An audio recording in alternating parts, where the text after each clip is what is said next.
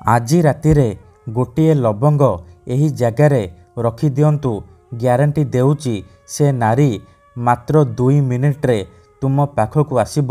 ଯାହା ଚାହିଁବେ ତାହା କରିବ। ଯଦି ଆପଣ କେଉଁ ଝିଅ ବା ବିବାହିତା ନାରୀକୁ ମନେ ମନେ ଭଲ ପାଉଛନ୍ତି, ତାର ସୁନ୍ଦରତାକୁ ଦେଖି ତା ଆଡ଼କୁ ଆକର୍ଷିତ ହେଉଛନ୍ତି, ତାକୁ ପଟେଇ ତାଠାରୁ ନିଜର ମନ ମୁତାବକ କାମ ହାସଲ କରିବାକୁ ଚାହୁଁଛନ୍ତି, ତେବେ ଆଜି ରାତିରେ ଶୋଇବା ପୂର୍ବରୁ ଗୋଟିଏ ଲବଙ୍ଗ ଏହି ଜାଗାରେ ରଖିଦିଅନ୍ତୁ। ଗ୍ୟାରେଣ୍ଟି ଦେଉଛି ସେ ଝିଅ ହେଉ ବା ପଡ଼ିଶା ଘର ଭାଉଜ ତୁମ ପାଖକୁ ଆସିବା ପାଇଁ ବାଧ୍ୟ ହେବ। ଯାହା ଚାହିଁବେ ତାହା କରିବ। କୌଣସି ପ୍ରକାର ବାଧା ଦେବ ନାହିଁ। ନମସ୍କାର ଫ୍ରେଣ୍ଡସ୍, ଓଡ଼ିଆ ଫଣ୍ଡା ଚ୍ୟାନେଲକୁ ଆପଣମାନଙ୍କୁ ସ୍ୱାଗତ। ଲବଙ୍ଗର ଏହି ବଶୀକରଣ ଦୁନିଆର ସବୁଠାରୁ ଶକ୍ତିଶାଳୀ ବଶୀକରଣ। ଏହାର ପ୍ରୟୋଗ କେବେ ବି ଖାଲି ଯାଏନି। ତେଣୁ ଏହାକୁ ଆପଣ ଭାବିଚିନ୍ତିକି ପ୍ରୟୋଗ କରିବେ। ଯେଉଁ ଝିଅ ବା ପଡ଼ିଶା ଘର ଭାଉଜ ଉପରେ ଆପଣ ଏହି ବଶୀକରଣକୁ ମାତ୍ର ଗୋଟିଏ ଥର ପ୍ରୟୋଗ କରିଦେବେ, ଗ୍ୟାରେଣ୍ଟି ଦେଉଛି ମାତ୍ର 2 ମିନିଟ୍ରେ, ହଁ ଫ୍ରେଣ୍ଡସ୍, ମାତ୍ର 2 ମିନିଟ୍ରେ ପ୍ରଭାବ ପଡ଼ିବା ଆରମ୍ଭ ହୋଇଯିବ। ସେହି ସମୟଠାରୁ ସେ ଝିଅ ହେଉ ବା ପଡ଼ିଶା ଘର ଭାଉଜ ଆପଣଙ୍କ ଆଡ଼କୁ ଆକର୍ଷିତ ହେବାକୁ ଲାଗିବ। ରାତି ଦିନ ଆପଣଙ୍କ କଥା ଭାବିବ। ଯେପର୍ଯ୍ୟନ୍ତ ଆପଣଙ୍କ ପାଖକୁ ଆସିନି, ଆପଣଙ୍କ ସହିତ ସମ୍ପର୍କ ରଖିନି, ସିଏ ଖାଲି ଛଟପଟ ହେବ। ଏହି ବଶୀକରଣ ସାହାଯ୍ୟରେ ଆପଣ ଶାଶୁ, ନଣନ୍ଦ, ଦିଅର, ଭାଉଜ କାହାକୁ ବି ନିଜ ବଶରେ କରିପାରିବେ। ତାକୁ ପଟେଇ ପାରିବେ। ତାଠାରୁ କିଛି ବି କାମ ହାସଲ କରିପାରିବେ।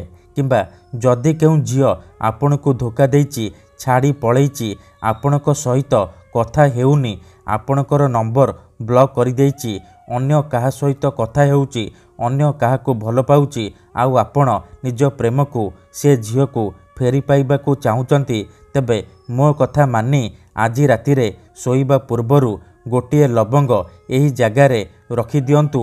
ଗ୍ୟାରେଣ୍ଟି ଦେଉଛି ଆପଣଙ୍କ ପ୍ରେମିକା ବା ପ୍ରେମିକ ଯେତେ ଦୂରରେ ଥିଲେ ମଧ୍ୟ ରାତିଦିନ ଆପଣଙ୍କ କଥା ଭାବିବ। ନିଜେ ଆସିବ ଆପଣଙ୍କର ପାଦ ତଳେ ପଡ଼ିବ, ଆପଣଙ୍କୁ ଭଲ ପାଉଛି ବୋଲି କହିବ। ଆପଣଙ୍କୁ ନ ଦେଖି ରହିପାରିବନି। ଏହି ବଶୀକରଣ ଦୁନିଆର ସବୁଠାରୁ ସହଜ କିନ୍ତୁ ପ୍ରଚଣ୍ଡ ମହାଶକ୍ତିଶାଳୀ ବଶୀକରଣ। ତେଣୁ ଏହାକୁ ଆପଣ ଭାବିଚିନ୍ତିକି ପ୍ରୟୋଗ କରିବେ। ଏହି ବଶୀକରଣ କରିବା ପାଇଁ ଆପଣଙ୍କୁ କୌଣସି ପ୍ରକାର କଷ୍ଟ କାମ କରିବାକୁ ପଡ଼ିବନି କିମ୍ବା କିଛି ବି ମନ୍ତ୍ରତନ୍ତ୍ର କରିବାକୁ ପଡ଼ିବନି କିମ୍ବା କୌଣସି ପ୍ରକାର ପଇସା ଖର୍ଚ୍ଚ କରିବାକୁ ପଡ଼ିବନି।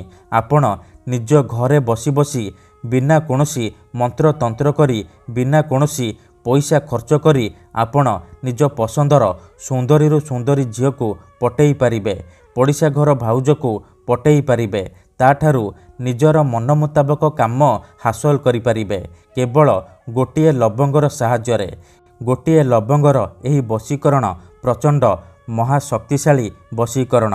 ଆମର ତନ୍ତ୍ରଶାସ୍ତ୍ରରୁ ମୁଁ ଆଜି ଆପଣଙ୍କ ପାଇଁ ଏମିତି ଏକ ଲବଙ୍ଗର ନାରୀ ମୋହିନୀ ବଶୀକରଣ ନେଇ ଆସିଛି, ଯାହାକୁ ଆପଣ କରିଦେଲେ ସୁନ୍ଦରୀରୁ ସୁନ୍ଦରୀ ଝିଅକୁ ନିଜ ବଶରେ କରିପାରିବେ। ତାକୁ ନିଜର ଗୁଲାମ କରିପାରିବେ। ନିଜର ଇସାରାରେ ନଚେଇ ପାରିବେ। ଆପଣ ତାକୁ ଯାହା କହିବେ, ଯେମିତି କହିବେ ସିଏ କରିବ। କୌଣସି ପ୍ରକାର ବାଧା ଦେବ ନାହିଁ। ତେବେ ଏହି ବଶୀକରଣ ଆପଣ କିପରି କରିବେ, କେମିତି କରିବେ, ଏହାର ପ୍ରୟୋଗ ବିଧି କ'ଣ, ମୁଁ ଆପଣଙ୍କୁ ଶିଖେଇବି। ସମ୍ପୂର୍ଣ୍ଣ ପ୍ରୟୋଗ ବିଧି ମୁଁ ଆପଣଙ୍କୁ ଠିକ୍ ଭାବରେ ଶିଖେଇବି। ଜାଣିବା ପାଇଁ ମୋର ଆପଣମାନଙ୍କୁ ଅନୁରୋଧ କି ଆପଣ ଭିଡ଼ିଓଟିକୁ ମୂଳରୁ ଶେଷ ପର୍ଯ୍ୟନ୍ତ ପୁରା ଧ୍ୟାନ ସହିତ ଦେଖନ୍ତୁ। ଅଧାରୁ ଛାଡ଼ିକି ପଳେଇଲେ କିମ୍ବା କାଟି କାଟି ଦେଖିଲେ ଆପଣ କିଛି ବି ବୁଝିପାରିବେନି। ପରେ ଆପଣ କମେଣ୍ଟ କରିବେ, ଗୁରୁଜୀ ଆପଣଙ୍କର ବଶୀକରଣ କାମ କରୁନି। ଦେଖନ୍ତୁ, ଯେଉଁପରି ଆପଣ ଭଗବାନଙ୍କୁ ମାନୁଛନ୍ତି, ଭଗବାନଙ୍କ ଉପରେ ବିଶ୍ୱାସ ରଖିଛନ୍ତି, ନିଜର ସବୁ ଦୁଃଖ କଷ୍ଟ ଅସୁବିଧା ଭଗବାନଙ୍କୁ ଜଣାଉଛନ୍ତି, ଯଦି ସେ ଅସୁବିଧାର ସମାଧାନ ନ ହେଲା ତାହାର ମାନେ ନୁହେଁ କି ଭଗବାନ ନାହାନ୍ତି। ସେହିପରି ମନ୍ତ୍ରତନ୍ତ୍ର ହୁଏ, ବଶୀକରଣ କାମ କରେ, କିନ୍ତୁ ଏହାକୁ ଆପଣଙ୍କୁ ସିଦ୍ଧ କରିବାକୁ ପଡ଼ିବ। ପ୍ରୟୋଗ ବିଧିକୁ ଠିକ୍ ଭାବରେ କରିବାକୁ ପଡ଼ିବ। ମୁଁ ଆପଣଙ୍କୁ ଯେମିତି ଶିଖେଇବି ଆପଣଙ୍କୁ ଠିକ୍ ସେହିପରି କରିବାକୁ ପଡ଼ିବ। ତେବେ ଯାଇ ମୁଁ ଆପଣଙ୍କୁ ଗ୍ୟାରେଣ୍ଟି ଦେଉଛି ଆପଣ ଯାହାକୁ ଚାହିଁବେ ତାକୁ ପଟେଇ ପାରିବେ, ନିଜ ବଶରେ କରିପାରିବେ। ଠିକ୍ ଅଛି, तेबे विधिटी जानिबा पूर्वरु मोर आपणमानकु आउ गोटे अनुरोध कि जदि आपण आम चैनल को प्रथम थर आसीचंती तेबे दयाकोरी चैनल को सब्सक्राइब करी पाखरे थिबा बेल आइकन को मध्य दबाई दियंतु जहाद्वारा आमे जेउ भी वीडियो अपलोड करिबु सर्वप्रथमे आपण देखि परिबे। मन रखंतु एही वशीकरण विधि को आपण केवल शुक्रवार दिन करि परिबे। रातिरे सोइबा पूर्वरु करिबे।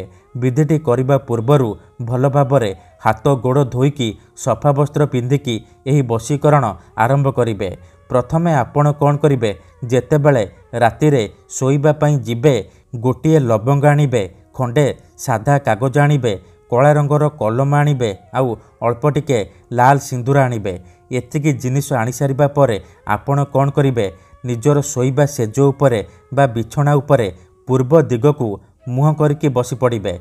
ध्यान रखिबे जेमिति आपणकू केही देखिबेनी किंबा पछरु डाकिबेनी। तापरे आपण कोन करिबे जो कागज आनिचंती से कागजरे कला कलमर साहाय्य प्रथमे आपण सेई झियो बा नारीर नाम लिखिबे जहाको आपण निज बसरे करबाको चाहुचंती। आउ ता पाखरे आपण निजर नाम लिखिबे।